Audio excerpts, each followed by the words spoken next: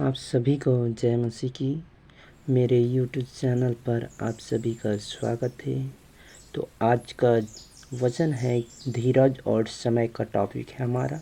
ये लूका 21 का 19 पद में पाया जाता है।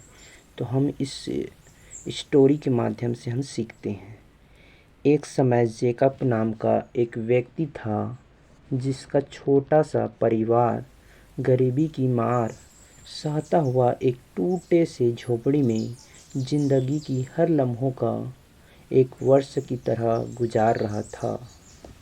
जेकब मजदूरी मिलने पर अपनी पत्नी और एक बेटे के छोटे से परिवार का पेट भरता और मजदूरी न मिलने पर एक कोने में अपनी बीमार पत्नी को निहारता हुआ अपने बच्चे को गोद में लिए चुप कराता हुआ चुप रहता।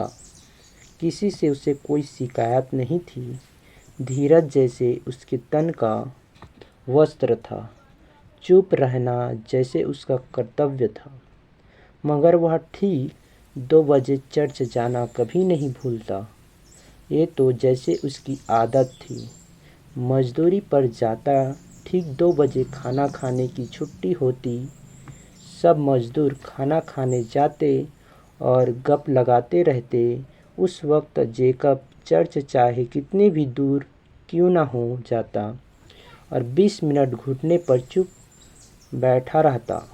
न जाने इसे क्या मिलता था और वह चर्च में कुछ मांगता भी नहीं था और 20 मिनट के बाद वापस आता और काम पर लग जाता था। एक दिन उसके साथ दुर्घटना हो जाती। साथी मजदूरी उसे अस्पताल ले जाते। वह चलने योग्य नहीं था। बिस्तर पर 2 बजे उसे चर्च की याद आती है और वह रोने लगता है और कहता है कि प्रभु, आज मैं तेरे पास नहीं आ सका।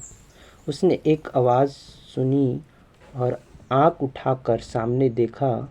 बिस्तर के सामने एक व्यक्ति उजले वस्त्र पहने खड़ा है जिसके मुख से प्रकाश निकल रहा है। पुकार कर कहता है, बेटा जेकब, मैं हूँ यीशु जिसके भवन में रोज़ तू जाता था, मगर आज तू नहीं आया तो मैं तेरे पास आ गया। जेकब को आश्चर्य हुआ कि आज प्रभु खुद उससे मिलने आए हैं। यही वो वक्त था जब उसका जीवन बदल गया। यह उसके धीरज का फल था कि प्रभु खुद उससे मिलने आए थे। उसने कभी भी प्रभु से शिकायत नहीं की, बस विश्वास से दृढ़ रहा, धीरज धरकर समय का इंतज़ार किया और आज उसका फल उसके सामने था। दोस्तों, धीरज और समय जीवन की एक ऐसा पहलू है जो हमारे जीवन को बदल कर रख देता है। अगर हमारे पास धीरज है तो हमारा भी वक्त बदलेगा। हमारे जीवन का बुरा समय ज़रूर बदलेगा, क्योंकि रात के बाद दिन ज़रूर आती है। हर बात का एक समय होता है, हंसने और रोने का भी।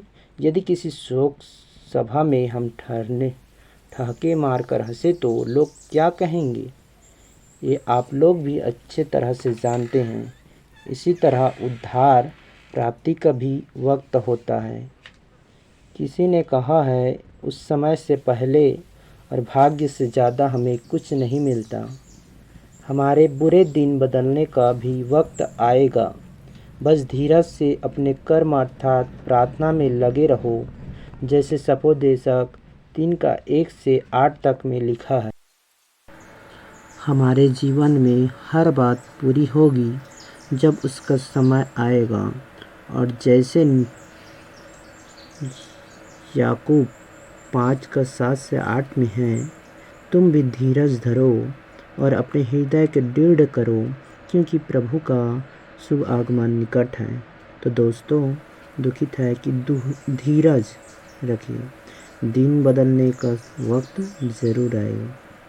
ये विश्वास रखिए, ये मेरा अनुभव है। क्योंकि मुझ में धीरज बिल्कुल नहीं था। विश्वास में दृढ़ होइए और धीरज रखिए, हमारा भी समय आएगा। परमेश्वर साथ है, इसी विश्वास के साथ प्रभु हम लोगों को आशीष दे। आमीन।